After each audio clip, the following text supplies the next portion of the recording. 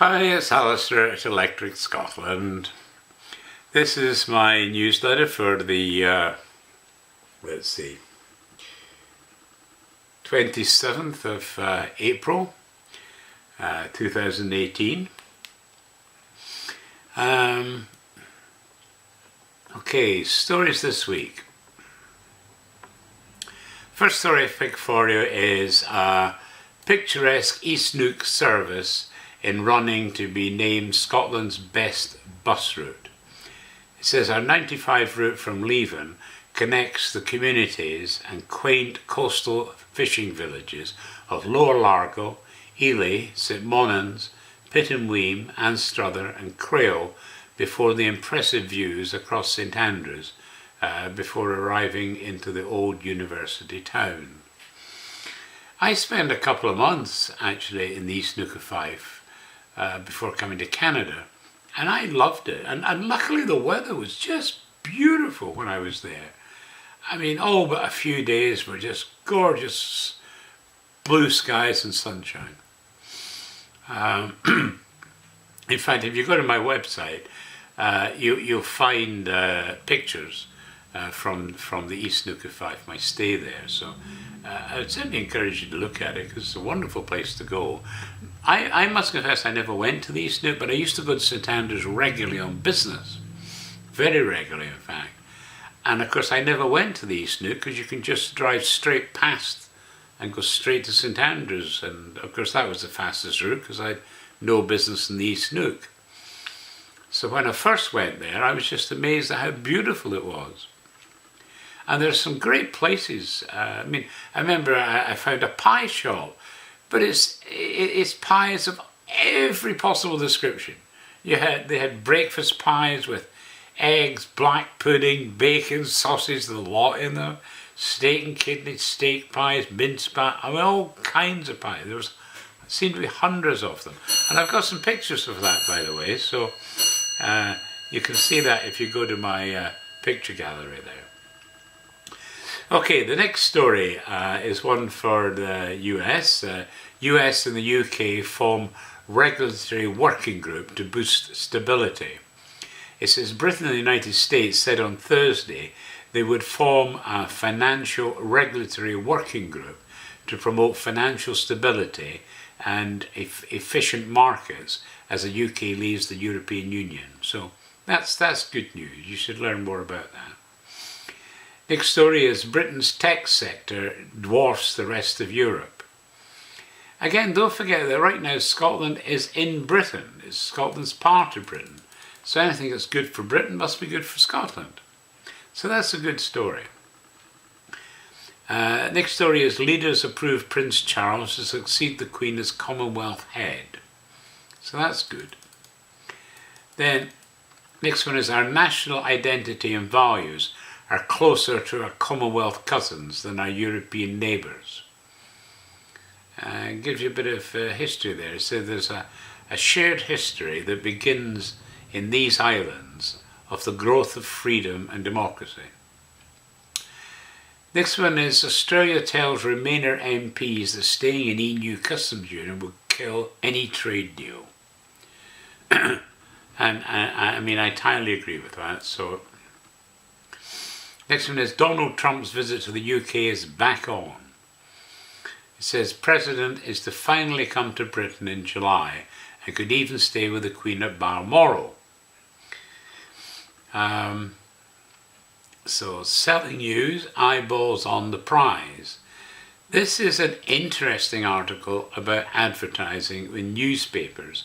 Apparently, it says one of the key problems is that advertisers struggle to figure out how many eyeballs they've reached where they advertise with news publishers.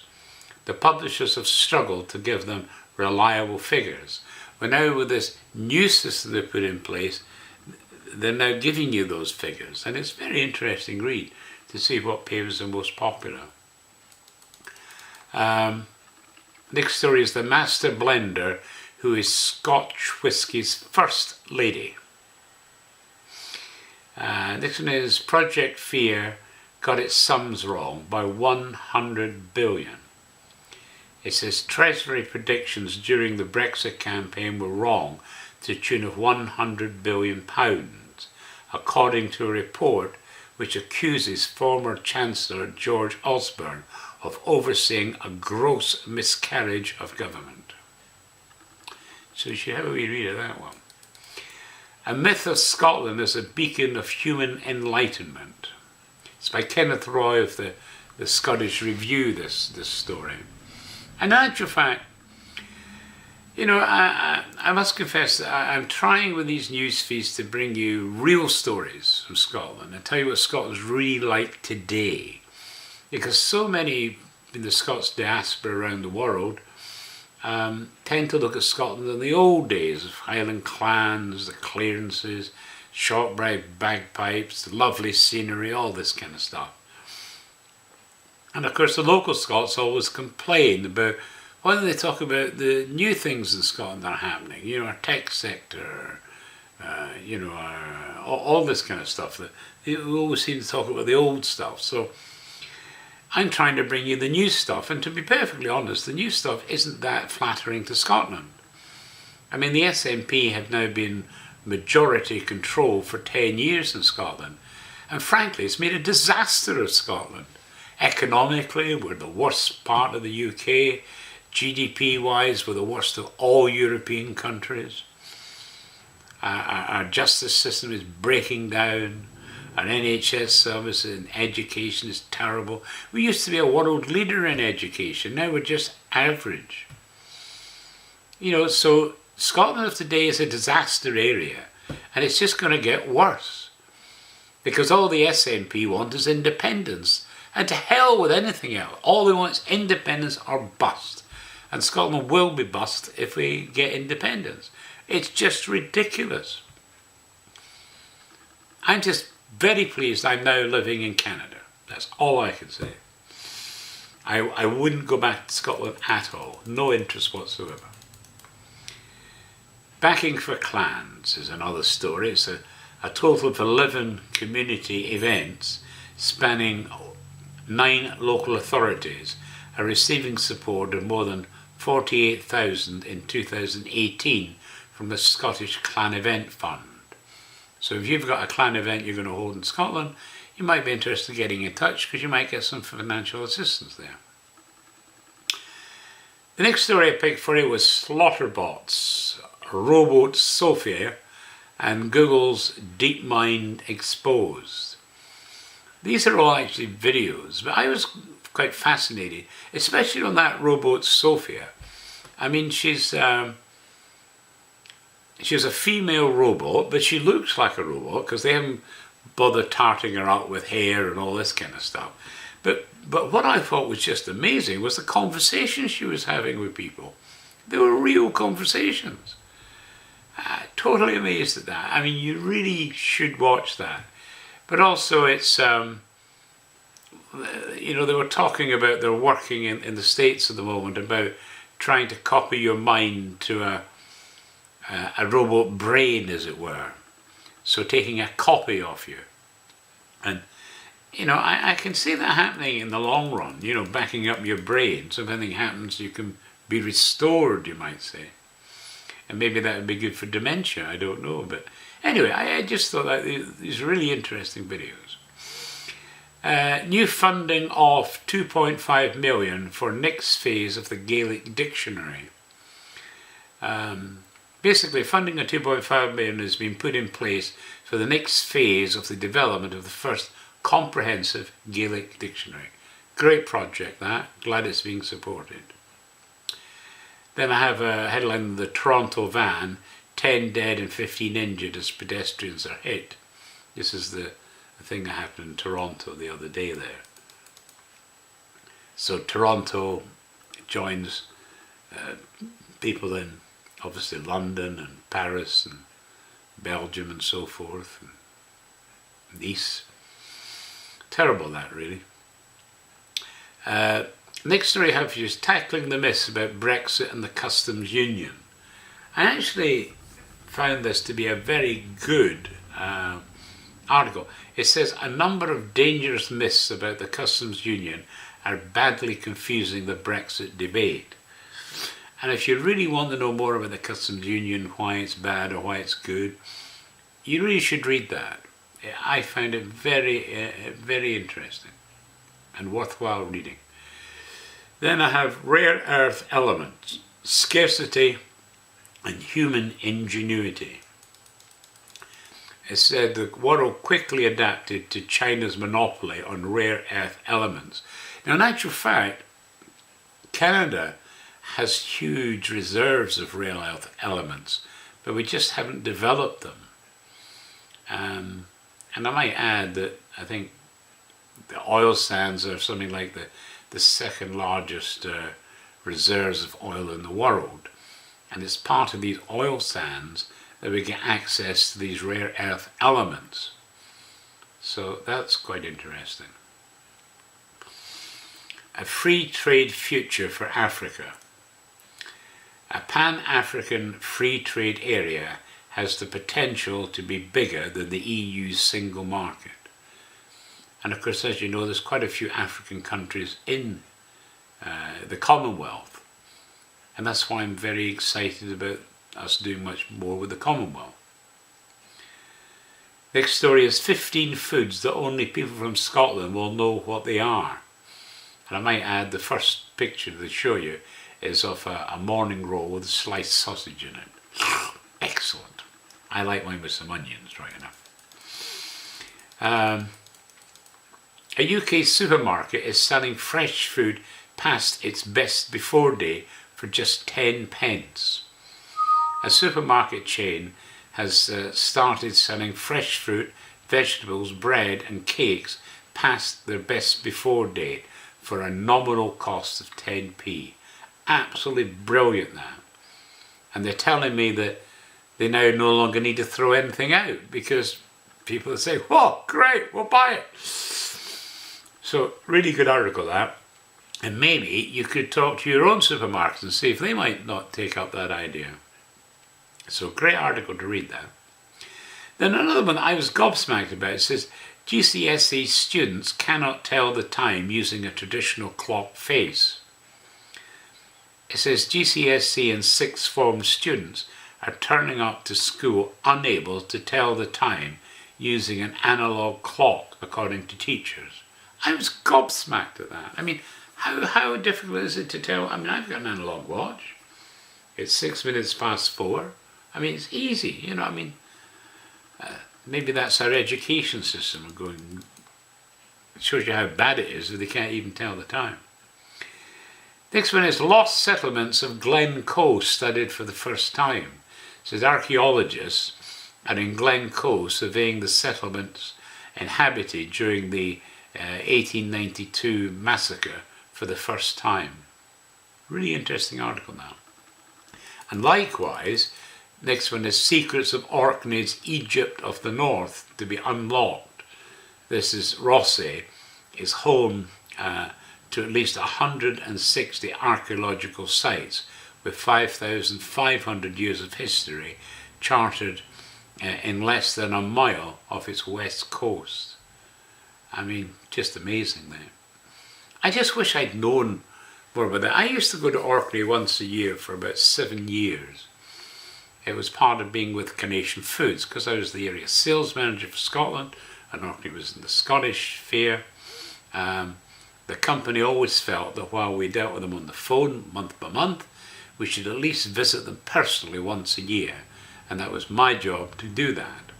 So I went to Orkneys and Shetland, but I say when I went to Orkneys I knew nothing about any of this archaeological stuff, and if I had I would have made a point of going there to see it. I didn't know anything about it. Anyway, Conservative groups urged Donald Trump to visit Scotland and skip London. It says the transatlantic coalition of Conservative groups have called the US President Donald Trump to skip London when he visits the UK later this year and travel directly to Scotland instead. I got to be honest with you here. I just think it's just ludicrous. You know, the President of the United States is going to visit the UK. He is representing all Americans when he comes. You know, I know he's coming personally, but he represents all of America when he comes. And obviously he's trying to do trade deals, all kinds of things, which will benefit Americans and the British people. But apparently there's likely to be huge protests about him. I mean, how stupid and pathetic is that? I mean, what is the point other than getting your own stupid biases out in front of other people? We don't want to listen to your biases. We just want to do business with each other.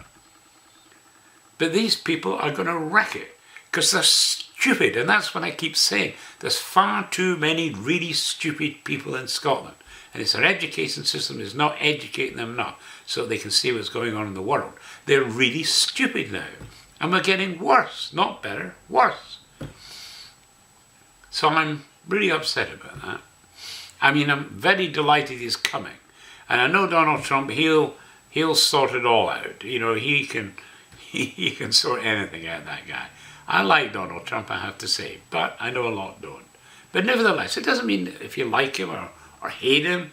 At the end of the day, he's here to do business for both countries. And that's got to be positive. And then next story I've got is, what is chlorine-washed chicken? The reason I wanted to put this story up was that it keeps coming up in the press all the time. We're doing a free trade deal with America. Is that we'd have to import the US's chlorine-washed chicken, which they say is just not right. But in actual fact, there's nothing wrong with chlorine-washed chicken. And so what I've done is I put a story up from Canada, because I thought, well, Canada's pretty neutral, you know. And if you go to the Canadian website, where I've pointed you to the story, they explain exactly what chlorine-washed chicken is and isn't. And I think if you're concerned about that, you should read that article. Then the final story I've got for you this week is the 218 Canadian Agricultural Outlook forecasts strength and growth. So Canada is a leading producer of high quality, safe agricultural and food products.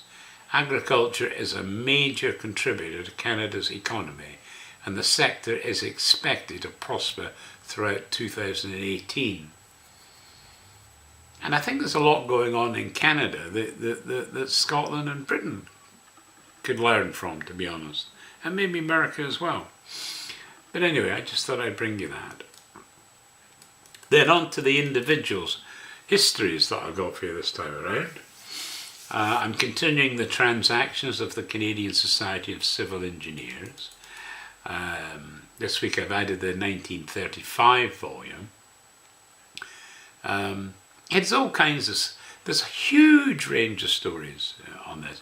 I mean, I when I list the little list that I've got on the newsletter, it's just to give you an idea. I mean, like, we've got aeroplanes, we've got arc welding, bridges, broadcasting, chemical engineering, concrete, design, electric heating, energy, Ford Motor Company of Canada, fuels, gears, design and applications, heavy forgings, hydroelectric power,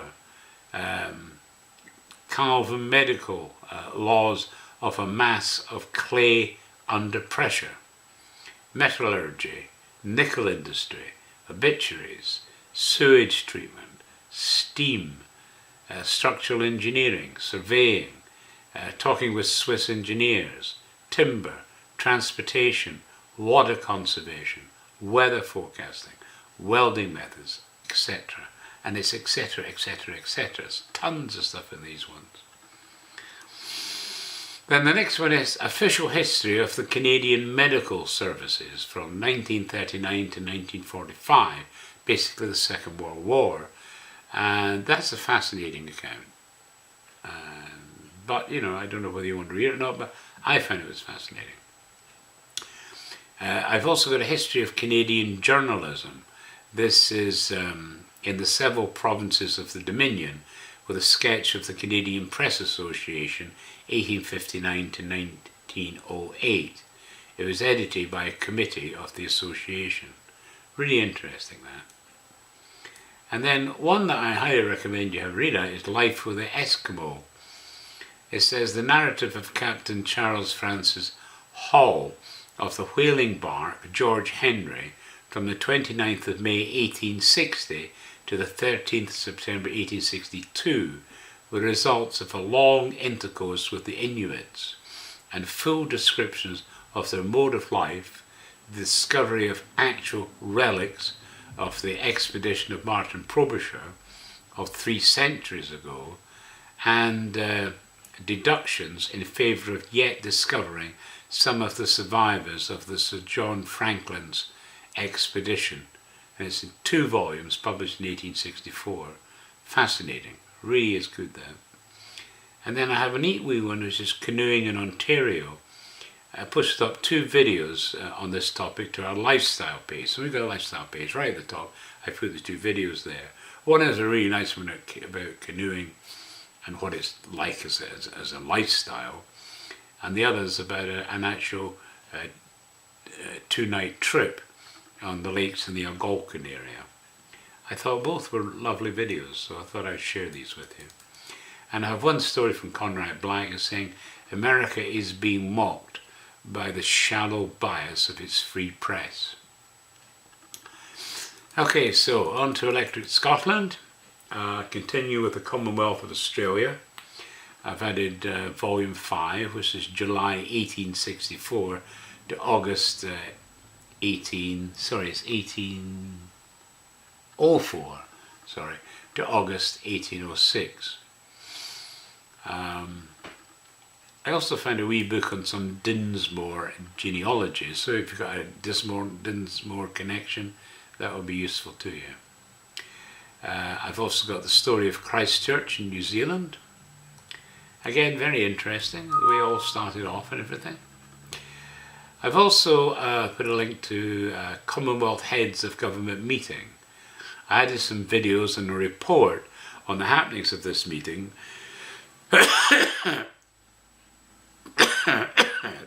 Sorry, so I created a page to put all that on. Then I have one for Dollar Academy. Dollar Academy is my actually old boarding school. I went there for 6 years. So I got a copy of the December 2017 half-yearly publications. It's about 150 odd pages, so it's huge. But really interesting. I mean, well, it's interesting to me because I used to go there. But it's really quite interesting to see how they're doing. 1,000 Miles in the Rob Roy Canoe. This is by Jay McGregor. So he's a Scot, clearly.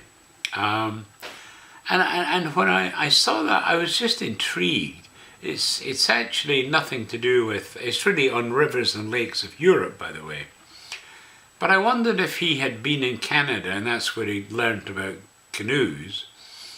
It doesn't actually say, but I'm kind of thinking it might. He got his own canoe made for him to his own specifications, admittedly. But it's really interesting anyway. I enjoyed the book, and I hope you will as well. I've also found another book which is called The Commonwealth of Australia. Now, as you know, I'm doing this 19-volume set, but this is a 1-volume one published in 1909. And I don't know, I just thought it was really excellent. So if you can't read the big long one, this 1-volume one will give you a lot of great information about the history of Australia. I've also got the Colony of Victoria, its history, commerce and gold mining, its social and political institutions down to the end of 1863. So again, I just thought that was rather interesting. I love anything that gives you information on the social scenes. Clan McDuffie. I got in a copy of the Spring 2018 newsletter, which you can then read. I've got Court of Session, Garland and Supplement. I've added a link to these 2 books at the end of our law page. It's just that they're old court cases basically, and just some stories about what went on back in the early days of Scots law, and I just enjoyed reading them, so I've added them to the site. I've also put a primer of Burns up, which I found quite interesting. Bearing in mind it's a primer, so it says it's really for people that maybe don't know much about Burns, would like to learn more. So this book gives you that introduction, his background to his life and his poetry and everything. So I thought that would be good to make available. And because I've been doing Commonwealths of New Zealand and the Commonwealth and all that, I've actually came across the American Commonwealth. It's by James Bryce. It says the American Commonwealth, this was published in 1888, was the first serious study of the American government from the standpoint of the historian and constitutional lawyer. And actually, I've given you a small bio of James Bryce, who's Scots-Irish, and very interesting character. And apparently this particular book was used in schools and universities quite extensively. And he was a great fan of America, which was smashing. Okay, and then so that's what I got for you in Electric Scotland. The story this week is about the Commonwealth Heads of Government meeting. It's the Leader's Statement of 2018 with some additional information. Basically, I just feel because a lot of our readers are in the Commonwealth, like Australia, New Zealand, Canada, South Africa, so forth, which we've got readers from all those areas. And even Americans should try to learn a bit more about the Commonwealth, because I think if the Britain and the US do a great free trade deal, there could be advantages with also connecting to the Commonwealth. So anyway, I just thought that would be kind of interesting for you to read, because certainly the papers were pretty bereft of information about the Commonwealth. Considering what a big potential it is, you'd think the papers would have done some decent articles on it, but they just haven't. So I'm correcting that by putting this information up. So that's that. I have one thing I want to raise with you is I'm quite concerned about the Me Too movement. I'm concerned about paedophiles and stuff of that order, because I don't know what the world's coming to. I mean, paedophiles, I tell you this much, they're terrible people, horrible people, shouldn't exist, must make sure they have nothing to do with kids. But with the Catholic Church having so much problems with paedophiles in their priests, it's got a huge amount of exposure. And to be honest with you, I always remember a guy that worked for me, a guy called Danny McIntyre, as the case may be. I remember he told me a story once that he was in Edinburgh in Princes Street Gardens. I was just having a wee seat on a bench. Now I tell you, Danny had lost his wife a little while before this happened, and a nicer man you'd ever meet. In fact, he had a great friend who had a young daughter, and he spent days building a little dollhouse for her, and then it was just the accuracy he did was brilliant. But anyway, he was sitting on this bench, and this woman came along with a daughter, I think it was a daughter, sat down the bench with him. And naturally he looked over and he saw the wee girl and he gave her a smile, and she kind of smiled back. But then the mother apparently grabbed her daughter and said, "Don't talk to that man." And I tell you, Daddy was really upset.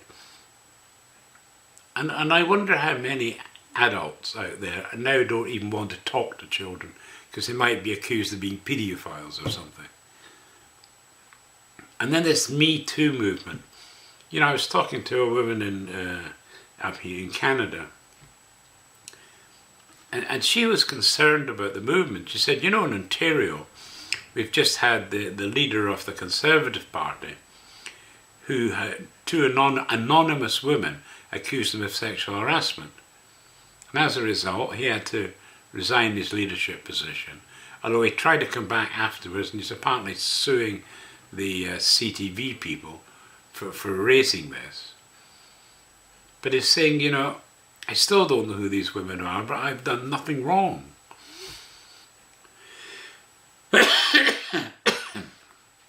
I think my point is, we need honesty and transparency. And if someone's going to accuse someone of doing something like that, they must give their name. Must. Because if you hide behind anonymity, correct. But I mean, you can accuse anyone of anything and ruin their lives. And quite frankly, it's just wrong. If they've done it, stand up and say they've done it. I mean, why are you hiding? It's ridiculous. But all this things going on, I don't know. I'm just... Anyway, as I say, the woman I was talking to was saying, she's a lawyer, and I will say, but she was saying that one of the concerns is that when I was coming up in the legal profession, she said, it was mostly men around, but some men mentored me, and that meant I had to be in their office alone with them to talk through cases and stuff like that, and pick up ideas and thoughts about how to proceed with a case. And by their good mentoring, she said I did extremely well. And she's now one of the top lawyers in Canada. But she said, well, that happened today, because if you mentor a woman and you're in a private situation talking things over in an office, she said, if the woman doesn't do very well and she's let go, she could just accuse that lawyer of sexual harassment to get a big payout, ruin his life, and when there was absolutely nothing there. She said, you know, I can imagine that a lot more men will not want to mentor women anymore. Because, you know, they could be accused of all kinds of things. So she said, I think there could be a backlash on this. And I have to be honest about it. If you got being sexually harassed, then stand up and say no and tell people about it. But if you hide on this anonymity thing, then I mean, it goes nowhere. Stand up, be transparent, be honest, and that will sort the problem out. But this idea of hiding, it's just ridiculous. And I mean, the Hollywood thing, we all know actresses sleep with directors so they can get better parts and everything. And to be honest, I mean, that was it, Stormy Daniels accusing Donald Trump of all kinds of things. I mean, the guy's got many more serious things to handle than a porn star, for God's sake. She just wants the money. She couldn't care about America or where America's going or what's happening in the world. She just cares about money. That's why she's a porn star, for God's sake. You know, and the amount of time that's been spent on talking about her is ridiculous. I don't know. I don't know where the world's going, to be honest, but it's going to hell in a handbasket, as far as I'm saying. So anyway, sorry. That was me just getting that little bit off my chest. So anyway, there we go. That was the introduction to my newsletter. I hope you like some of the stories that I've highlighted in there. And as always, I'll put a link to the actual newsletter where you can get all the links. And of course, naturally, if you have any comments or any thoughts on anything I've talked about, please feel free to leave a comment. Thanks, and take care.